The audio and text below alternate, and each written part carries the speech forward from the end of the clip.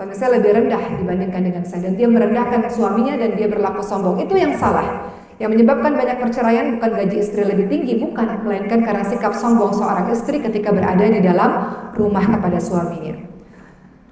Orang tua dan anak yang saling berendah hati satu sama lain, Masya Allah, perilaku tawadu, rendah hati itu harus ada di rumah-rumah kita.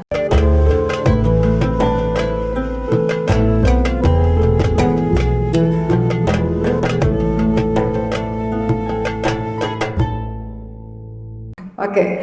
Dalam surah Al-Furqan ayat ke-74 ada sebuah doa yang Allah Subhanahu wa taala ajarkan.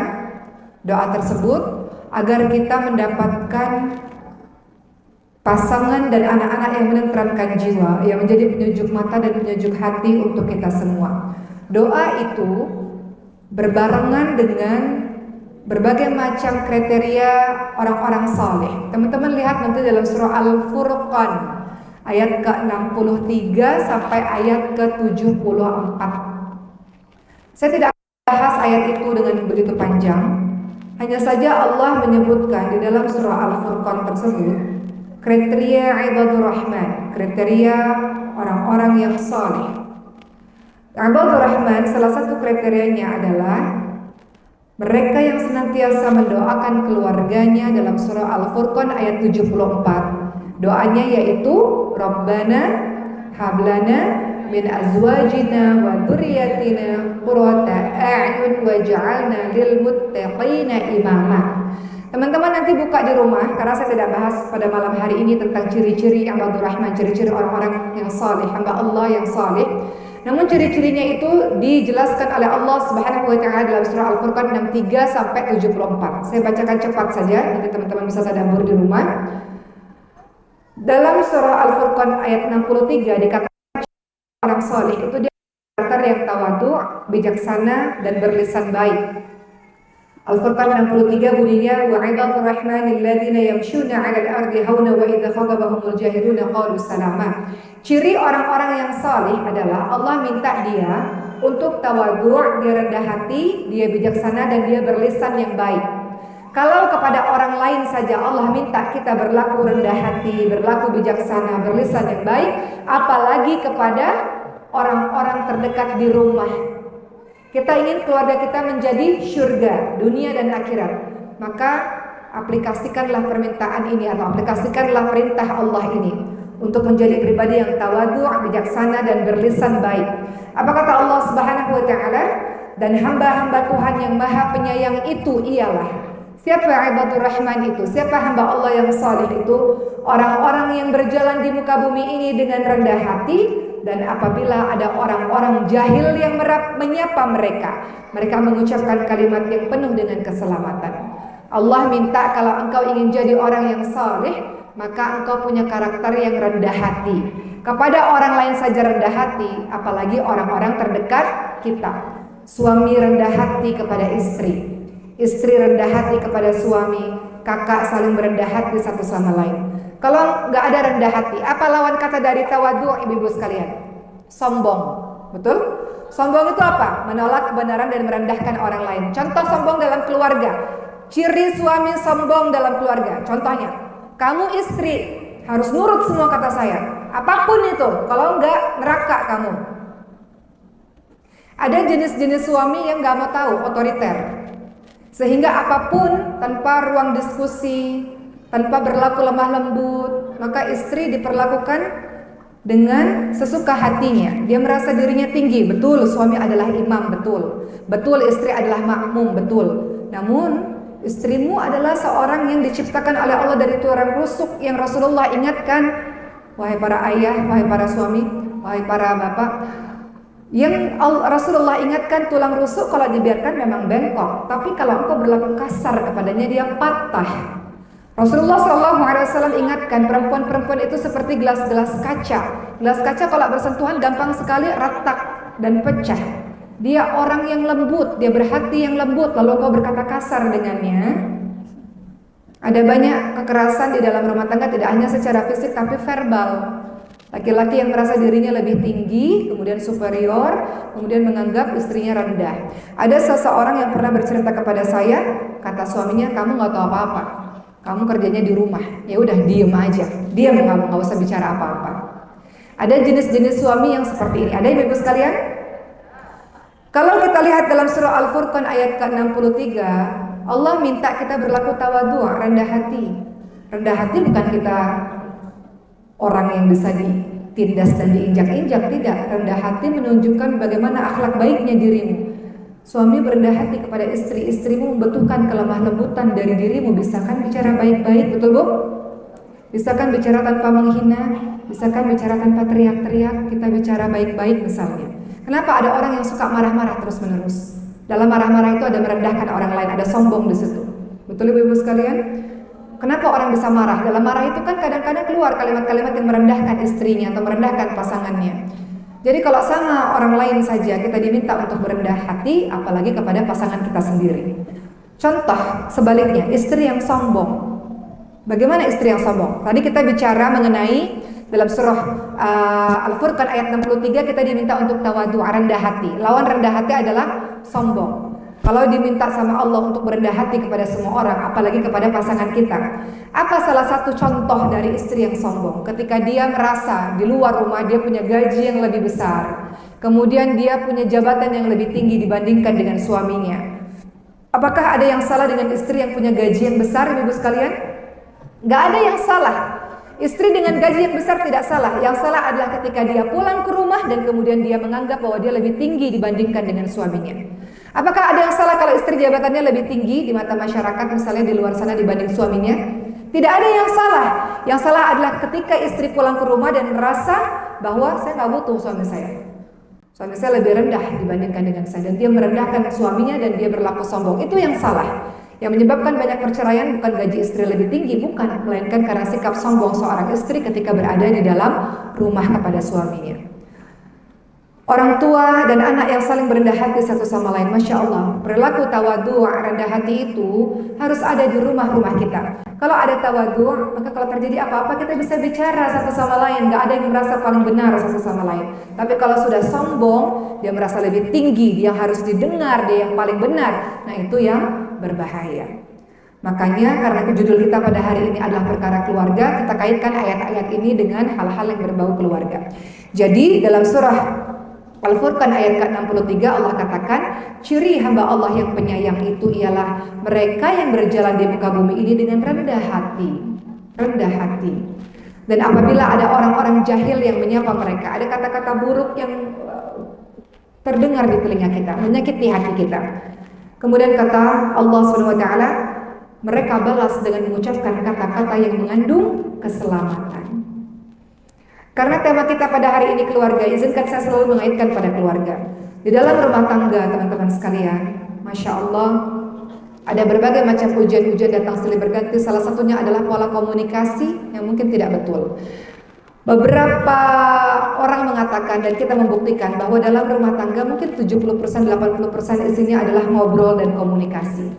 Bayangkan kalau di dalam sebuah keluarga tidak ada komunikasi, tidak ada ngobrol, setiap kali bicara bertengkar, setiap kali bicara nggak nyambung, setiap kali bicara saling tersinggung. Betul ibu-ibu sekalian?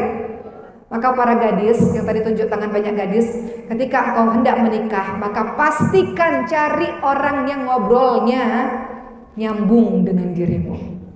Kalau suamimu tidak bisa diajak berbicara, nggak bisa diajak ngobrol, wow, apa yang terjadi dengan rumah tanggamu? Semuanya berisi ngobrol, semuanya berisi komunikasi. Kau akan membicarakan anak-anak di situ, kau akan membicarakan perasaanmu di situ, kau akan membicarakan mungkin pekerjaan sehari-harimu di situ. Bayangkan kalau suami dan istri tidak nyambung dalam masalah komunikasi, apa yang terjadi dalam rumah tangga itu? Salah satunya adalah tadi di dalam ayat ini dikatakan, dan kalau ada orang-orang jahil yang menyapamu, kadang-kadang dalam rumah tangga ada kalimat-kalimat yang menyakiti hati kita, kalimat-kalimat yang merendahkan diri kita, kalimat-kalimat teriakan, atau mungkin bicara datar tapi menyakiti hati. Qalu salam. Gak usah dibales. Kata Allah Subhanahu wa taala, ucapkan kalimat yang penuh dengan keselamatan. Jangan ikut-ikutan. Kata Rasulullah SAW, kalau terjadi apa-apa kepada dirimu dan kau hendak marah, Maka ada cara-caranya supaya engkau tidak membabi buta atau engkau tidak mengeluarkan kata-kata yang buruk. Allah katakan kalau engkau ingin jadi hamba Allah yang saleh, qalu salama. Kalimat yang keluar dari sini yang baik-baik dalam keadaan marah sekalipun. Gak akan ada di sini kata-kata kotor, kata-kata keji, teriak dengan nada-nada tinggi, gak ada di sini, gak ada. Karena di sini adalah cerminan yang ada di sini. Adalah cerminan hati. Engkau jaga lisanmu walaupun engkau dalam keadaan marah sekalipun, karena engkau ingat dalam surah Al-Furqan ayat 63. Kalau ada orang-orang jahil itu apa, Bu? Jahiliyah. Orang-orang bodoh, orang-orang jahil, orang-orang yang mengata-ngatai dengan kalimat-kalimat buruk. Temperamen. Orang-orang yang menyakiti hati dengan begitu luar biasa. Jangan ikut-ikutan. Qalu salama. Ucapkan dengan kalimat yang penuh dengan keselamatan. Kata Rasul, kalau engkau terpancing hendak marah, manajemen marah adalah pertama engkau berwudu. Kalau engkau hendak marah, engkau dikuasai oleh syaitan, maka padamkan itu dengan air wudu. Atau engkau diam. Ketika engkau hendak membalas, kadang-kadang dalam rumah tangga ingin marah kepada suami, ingin marah kepada anak, kata Rasul, nanti dulu, diam. Kadang-kadang kalau kita marah, kita bisa mengeluarkan berbagai macam perkataan yang kalau kita sadar, kita akan menyesal dengan kata-kata kita itu. Betul, Bu? Dalam keadaan marah, mohon izin. Kadang-kadang kita bisa mengatakan pada suami kita macam-macam. Dalam keadaan marah, kadang-kadang kita bisa berkata kepada anak-anak kita macam-macam. Anak bodoh, anak kurang ajar, dan sebagainya. Lisan, kalimat itu nggak boleh keluar dari seorang mukmin. Bagaimana mungkin orang yang Rasulnya minta untuk jaga lisannya banyak sekali dosa. Kau sanggup mengucapkan kata-kata begitu. Makanya kata Rasul, kalau lagi marah, diam, tahan, jangan keluar apa-apa di sini. Diam dulu, berwudu dulu, berlindung kepada Allah dulu. A'udzubillahi minasyaitonirrajim. Kemudian ubah posisimu. Kalau engkau dalam keadaan berdiri, engkau duduk. Kalau engkau dalam keadaan duduk, engkau baring.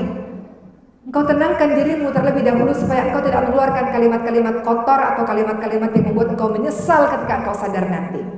Jadi ciri yang Abdur Rahman dalam surah Al-Furqan ayat ke-63 adalah ketika ada orang yang menyakiti hatimu berucap apapun, jangan dibalas. Qalu salamah. Ucapkan perkataan-perkataan yang baik. Dia sedang marah, atau mungkin dia sedang sakit, atau mungkin dia sedang tidak baik kondisi hatinya. Maka tahan lisan, beristighfar kepada Allah, a'udzubillahi minasyaitonirrajim, berdiam, berwudu, ubah posisi supaya lisan yang keluar ini tidak aneh-aneh. Kata Rasulullah apa? Man kana yu'minu billahi wal yawmil akhir falyakul khairan aw liyasmut. Barang siapa yang beriman kepada Allah dan hari akhir, hendaklah dia berkata-kata yang baik. Kalau nggak bisa berkata baik, dia diam lebih menyelamatkan dirimu. Tenang dulu, nanti kalau sudah dalam kondisi yang tenang baru bisa bicara baik-baik. Betul nggak, ibu-ibu sekalian, teman-teman sekalian? Ini berlaku tidak hanya untuk pasangan tapi juga untuk anak-anak. Tenang dulu, baru bicara baik-baik. Jangan dalam kondisi yang penuh amarah kemudian kau mengucapkan berbagai macam perkataan yang menyakiti hatinya. Jadi dalam surah Al-Furqan 63 tadi dikatakan, saya kaitkan semuanya dengan keluarga dan hamba-hamba Tuhan yang Maha Penyayang ialah orang-orang yang berjalan di muka bumi ini dengan rendah hati, dan ketika ada orang jahil yang menyapa mereka ucapkan kalimat yang penuh dengan keselamatan. Kemudian yang kedua, dalam surah Al-Furqan ayat 64, ciri orang yang soleh berikutnya yang saya kaitkan kepada keluarga pada malam hari ini. Walladzina yabituna lirabbihim sujada wa qiyama. Orang-orang yang soleh itu adalah orang-orang yang selalu melalui malam hari dengan bersujud dan berdiri untuk Tuhan mereka, qiyamul lail. Kita ingin rumah tangga kita menjadi surga dunia dan akhirat. Bagaimana caranya? Qiyamul lail, bangun salat malam. Bukankah Rasulullah katakan Allah Subhanahu wa taala merahmati suami istri yang bangun salat malam, saling memercikan wajah, saling membangunkan untuk menghidupkan malam. Bangun salat malam, terlalu banyak ayat-ayat di dalam Al-Qur'an yang mengajak kita untuk salat malam. Bukan salat semua malam, salat di sebagian malam. Dan yang terbaik adalah di sepertiga malam terakhir. Kalau engkau khawatir tidak bangun setelah salat Isya, hidupkan malam, salat malam silahkan. Tapi yang terbaik adalah di sepertiga malam terakhir. Mungkin sekitar jam 3, jam 4 menjelang subuh. Disitulah kata Rasulullah Allah turun ke langit dunia Siapapun yang minta Allah akan berikan, siapapun yang doa Allah akan kabulkan, siapapun yang minta ampun Allah akan ampuni dia. Dalam perjalanan kita mengarungi bahtera rumah tangga, istri bermasalah dengan suami, suami bermasalah dengan istri. Apa kata para ulama? Perbaiki hubunganmu dengan Allah, maka Allah akan perbaiki hubunganmu dengan manusia lainnya. Saya nasihat diri saya sendiri, ibu sekalian, yang juga tak luput dari permasalahan dan persoalan. Kalau terjadi apa-apa dalam kehidupan kita, kalau terjadi tes ya, ibu-ibu, saya intermezzo dikit ya bu. Intermezzo dikit, saya teringat karena tadi bunyi-bunyi begitu, saya teringat sepanjang safari dakwah ceritanya macam-macam. Pernah bu, saya lagi safari dakwah, kemudian terdengar bunyi-bunyi begitu, taunya gempa bu. Itu di tempat lain maksudnya ya, kalau ini kan masalah mic ya. Gempa dan semua orang panik, ya semua orang panik. Ini dinding udah retak-retak, saya katakan ibu tenang. Sebenarnya saya takut juga bu. Coba saya katakan ibu tenang. Kita di tempat yang terbaik, kita sedang melakukan aktivitas yang terbaik insya Allah. Kita berdoa bersama-sama dan alhamdulillah semuanya dalam keadaan baik, walaupun retak-retak pengajiannya masih dilanjutkan. Jadi banyaklah cerita-cerita safari dakwah, tapi kita berada di tempat yang terbaik ibu sekalian. Kalaupun terjadi apa-apa kita sedang melakukan hal yang terbaik di tempat yang terbaik bersama orang-orang terbaik, betul? Ya, saya lanjutkan lagi tadi intermezzo saja. Sampai mana tadi? Qiyamul Lail. Dalam rumah tangga misalnya, kalau terjadi apa-apa, ternyata obatnya adalah Qiyamul Lail. Menghidupkan malam. Menghidupkan malam itu tidak harus sholat. Kalau ibu sedang haid, misalnya ibu sedang datang bulan, menghidupkan malam bisa dengan berzikir kepada Allah Subhanahu wa taala. Ibu beristighfar, astagfirullahaladzim, astagfirullahaladzim. Ibu berzikir la ilaha illallah wahdahu la syarika lahu, lahul mulku wa lahul hamdu, yuhyi wa yumiitu wa huwa ala kulli syai'in qadir. Atau subhanallah alhamdulillah wa la ilaha illallah Allahu akbar. Apapun zikir kepada Allah. Atau bisa baca Quran bagian dari zikir, mengingat Allah. Atau bisa baca buku atau dengar ceramah. Hidupkan malam untuk mendekatkan dirimu kepada Allah Subhanahu wa taala. Dijelaskan dalam surah Al-Furqan ayat 64, dikatakan di sini bunyinya adalah orang-orang ini adalah orang-orang Al-Furqan 64, orang-orang yang melalui malam hari dengan bersujud dan berdiri untuk Tuhan mereka. Rasulullah SAW senantiasa mengingatkan keluarganya untuk sholat malam, nggak pernah tinggal sholat malam. Rasulullah pernah datang ke rumahnya Siti Fatimah dan suaminya Ali bin Abi Thalib, suaminya Siti Fatimah, dan menanyakan tentang sholat malam mereka. Rasulullah juga tidak pernah meninggalkan sholat malam. Sampai-sampai kata Siti Aisyah radhiyallahu anha, kenapa ya Rasul masih sholat malam sampai bengkak-bengkak begitu? Istilahnya Rasulullah SAW kan sudah dijamin masuk surga. Lalu Rasul katakan, karena Rasul ingin menjadi orang yang bersyukur. Bersyukur kepada Allah Subhanahu wa taala ditunjukkan dengan sholat malam. Berterima kasih kepada Allah akan semua nikmat yang Allah berikan dengan sholat malam. Jadi sholat malam itu bukan hanya kita lakukan pada saat kita punya masalah, ibu-ibu sekalian. Ada orang yang punya masalah baru sholat malam, bagus. Tapi alangkah bagusnya ketika engkau diberikan kebahagiaan, engkau juga bangun sholat malam. Jangan ketika perlu aja sama Allah baru datang kepada Allah. Kenapa ketika engkau bahagia engkau tidak datang kepada Allah? Maka patutlah, wajarlah Allah kembali memberikanmu kesedihan karena sudah lama engkau tidak bangun sholat malam. Allah kembali memberikanmu penderitaan dan air mata karena sudah lama tidak merintih lagi kepada Allah Subhanahu wa taala. Dulu ketika miskin rajin salat malam. Dulu ketika susah dan ketika sakit rajin berdoa kepada Allah. Ketika kaya, ketika jabatan tinggi, ketika semua orang berhasil, sukses, keluarga semuanya berjaya, lupa salat malam. Maka kalau kita ingin keluarga kita menjadi surga kita, doamu, kekuatanmu, ibu, dahsyatnya salat malam itu.